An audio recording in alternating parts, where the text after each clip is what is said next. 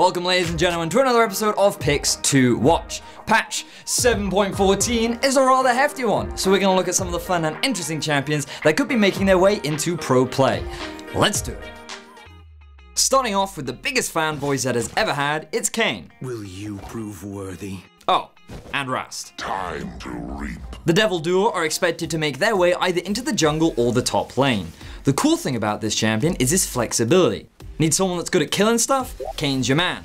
Or maybe you need a bit more of a bruiser who can take a punch or two, well Rast is the guy for you. While the Shadow Hunter looks cool, I expect the Darkin to be the preferred choice by many pros. The Scythe Swinger has a great jungle clear speed and can be quite the potent early game jungler. While his 1v1 trading is not the strongest in the early game, the variety of unique jungle paths that he can take makes for a wealth of opportunities to snowball an early advantage. As a laner, his ability to clear waves is extremely valuable. For the same reasons as above, he can prioritize on just farming until he has a few levels under his belt. Once he gets his ulti, that's where things really get fun. I expect to see an early prioritization of Black Cleaver, followed by some tanky stats like the new Thornmail, a Dead Man's Plate, and a Spirit Visage. For top lane Rast, you may also see a Titanic Hydra for a bit of extra wave clear. Focusing in on the Murder Dude, remember how much health he can get back. His ability to dive into the middle of a team fight, soak a huge amount of damage, and then get it all back with his ultimate is something that few champions can rival. Be sure to use it on a tank though, as his scythe is only really effective against those meaty targets. Now, while this guy isn't great at mowing the lawn, he is good at finding unique flank paths and appearing where his enemies least expect. Always be mindful of your damage output though. Kane is good at killing stuff quickly, while Rast prefers the drawn out fights. Our next champ is the bounty hunter with a butt to boot, it's Misfortune. Sure you can handle me, summoner? Many champions will profit from the lethality changes that are making their way this patch. Funnily enough, Misfortune is one of them. She has always had a fairly strong laning phase thanks to the harass she can provide with Make It Rain and the trading power she gains from her double up. A commonly undervalued trait of Misfortune is the amount of movement speed that she passively gains. This makes it easy to transition from lane to lane when trying to play for objectives or catch an enemy by surprise. I expect to see an early prioritization on Yomu's Ghostblade, followed by a Duskblade of Drakthar, and a Black Cleaver to round things out. It's at this point that a team fighting tells High Noon to take a back seat because it's bullet time. The huge amount of AoE damage that is combined with all the lethality and armor shred turns your enemies into a Red Sea which you can sail to victory.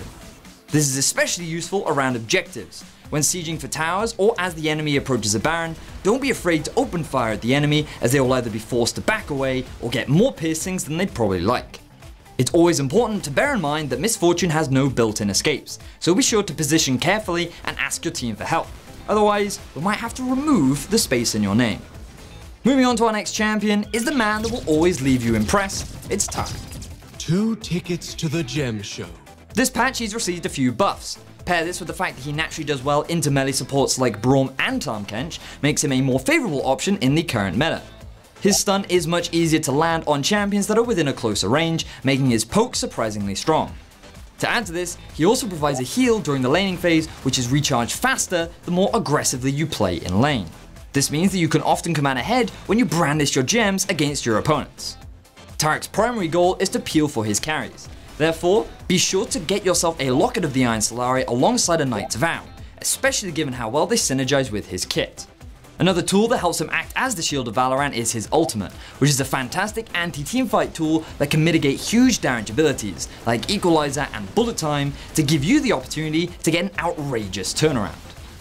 One thing to note about Taric is how you don't have to be glued to your carries. The range of Bastion is surprisingly large, therefore don't be afraid to stick with the other members of your team so that way everyone can have a ticket to the gem show.